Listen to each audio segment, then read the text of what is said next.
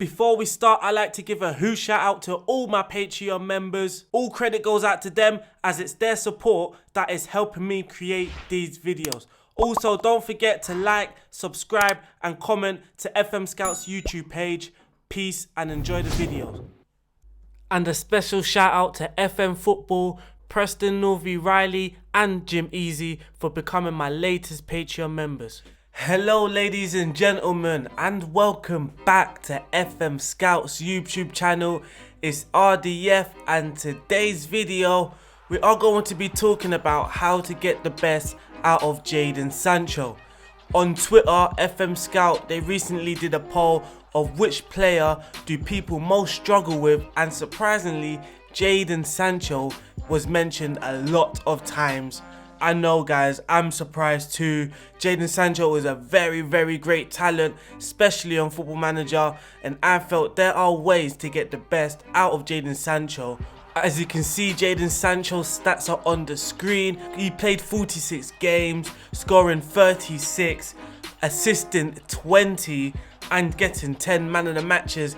It's been a very great season for Jadon SANCHO. He also managed to win the Golden Boy and the FIFA Under-21's Best Player Award. It was a very great season for Dortmund, but of course one reason why it was a great season was because of Jadon SANCHO's performance. So during this video we're going to be talking about the tactics and how to get the best out of Jadon SANCHO.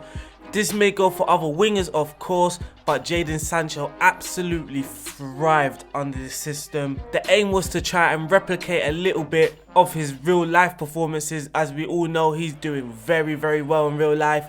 He's scoring a lot, he's assisting a lot, he's creating a lot, and that is exactly what we are trying to replicate into the game. So first off, let's look at some stats. Of course, I'm in the season ahead of the 5th of June, so some stats might be a little bit different. We can actually go to his development progress to see what's changed. So he has a few ones in his progress. I didn't actually give him a trading focus, I just left it blank.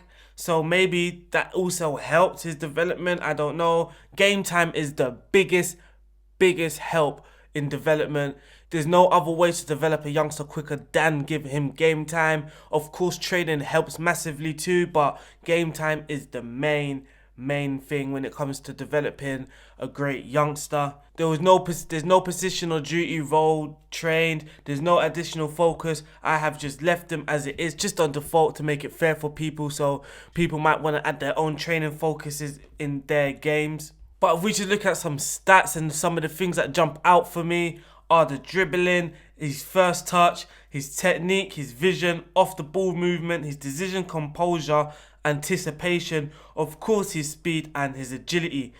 I noticed that he has good finishing, which is on 14, alongside composure, alongside decisions. So that tells me he's actually very capable of scoring a lot of goals, and that actually might be a strength of his, to score goals, getting him into advanced positions. He can also create, as we can see that his crossing's on 13, his passing's on 15, his vision's on 18, his composure's on 15, and anticipation on 15. So we don't want to lose that. So really we want him to be involved, getting him to score goals and to get assists. His player traits, he places shots, so when it comes to a 1v1 situation, more time he will have the tendency just to place his shots into the corner rather than shoot hard.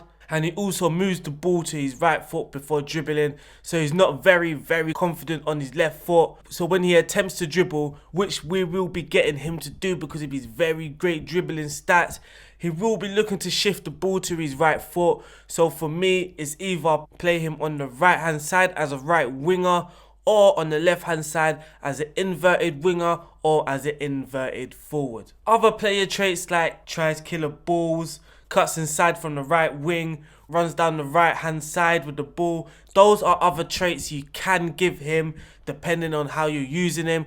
So if I am using him as an inverted player, cut inside from the left wing would be a good option. Or if I'm using him as a right winger, run down the right flank with the ball would also be a very good trait. If I want him to be a creative player, as you can see, he is very, very capable playing as attacking midfielder. Try killer balls or play 1-2s is another very good trait that Jadon Sancho is very capable of doing. He's at 5'11", so I'm not expecting him to be very, very good in the air.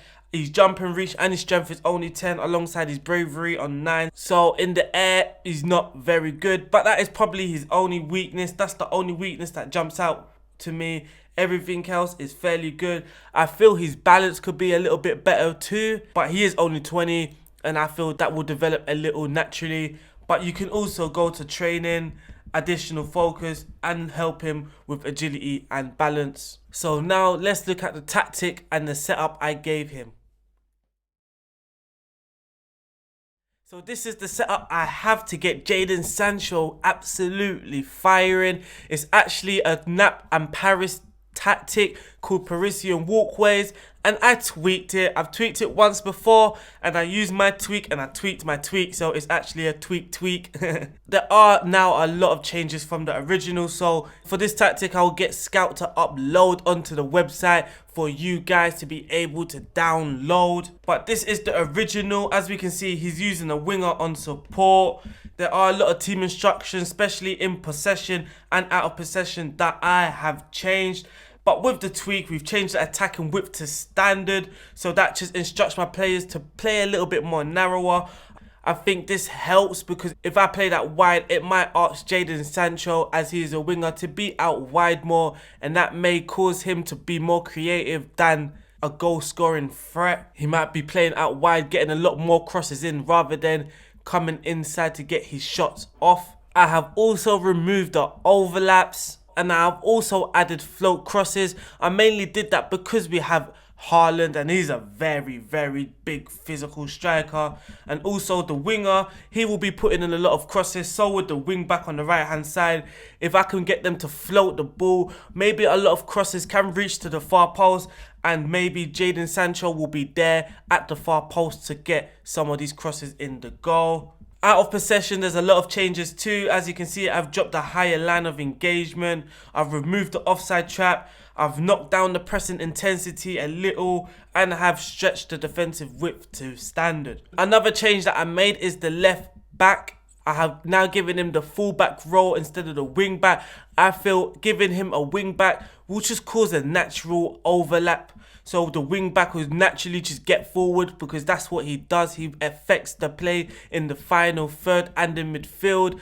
And I feel using a fullback is a lot more solid. It gives my team some solidarity. And on the left hand side, it will really focus on Jadon Sancho as he is the attacking player. He will not be holding the ball up, waiting for an overlap. He will be very direct in his approach. For the striker, I've also changed the striker to a complete forward instead of the advanced forward. I felt using the advanced forward, he will be the main focus of the team. Using a complete forward, he will be a focus, but as a complete forward, he is asked to create too. So a lot of the times you will notice that the complete forward creates some chances for the inside forward. For the player instructions on Sancho, I just have him tackling harder, be a little bit more aggressive out of possession, trying to win the ball back. He also has passed it shorter. On the original tactic, both wingers had tight mark. On this, for Jadon Sancho, I removed the tight mark. I believe using tight mark will ask them to do a lot more defensively. And that's not what I want from Jadon Sancho. I want him to be one of the main goal scoring threats. So removing tight mark had to be an option for me, and it had to be an option that I used. I feel tight mark will ask your players to come back a lot more often than usual. Tight marking, you're asking the player to tight mark in areas around. Of course, around this area will be the opponent's fullback or wing back, are usually attacking, or players that make a lot of forward runs. And I don't want Jadon Sancho to be running back tracking all the time. I want him to be attacking, staying up there, being a goal scoring threat. Now it's time to see some stats from Jadon Sancho, see how he really performed and the effect he had on the team. I'm going to start with this page because as you can see already after this season, Jadon Sancho has become an icon at Borussia Dortmund. that is a very, very good achievement personally for Jadon SANCHO. But when we look at some of the player stats, you will see the top goal scorer, it was Jadon SANCHO. The average minutes per goal, Jadon SANCHO again. Jadon SANCHO also had a 22% conversion rate, which isn't the worst. It's not the best, of course, but it's not the worst. For the most assists, it's Jadon SANCHO again with 17 assists. So like I said earlier, what we want from him is to score and to create, and quite evidently, he's done that to success. Jadon SANCHO also created the most chances in the league, playing 52 key passes. Jadon SANCHO also averaged around 5 dribbles per 90 minutes, which again is actually a very high number. It tells me that he's getting a lot of the ball, he's seeing a lot of the ball, he's getting a lot of touches, and he's dribbling a lot, running at defense. Exactly what we want from him. When we look at his Bundesliga stats, he's played 34 games, he scored 27, got 17 assists. He scored 5 penalties out of 6. 2 of them were to complete his hat-trick, and the other ones, I believe Haaland wasn't on the pitch. He's received 1 yellow card, 7 man of the match awards, no red cards. He completed 176 dribbles within the league. He won 86 headers, which is actually a high number for Jadon SANCHO, especially for someone that is very poor in the air. His shot on target was 52% in the league. His headers won ratio was 49%. Pass completion 78%. Tackle completion ratio 87%. He made 93 mistakes. That could be misplaced passes. That can be losing possession through dribbling. He created 79 chances, making 116 tackles, fouling 22 times, but he drew 102 fouls. His average rating in the league was 7.84. In all competitions, he played 46, scored 36, assisted 20, with 10 man of the match awards, completing 232 dribbles, creating 105 chances with an average rating of 7.71. So it was a very, very good season for Jadon SANCHO. Those stats were very, very pleasing. But thank you for watching the video. Thank you for being patient. I haven't released a lot of videos recently, but I will be now. Don't forget to like, subscribe and comment. Enjoy the rest of your day. I hope you've enjoyed this video. Peace.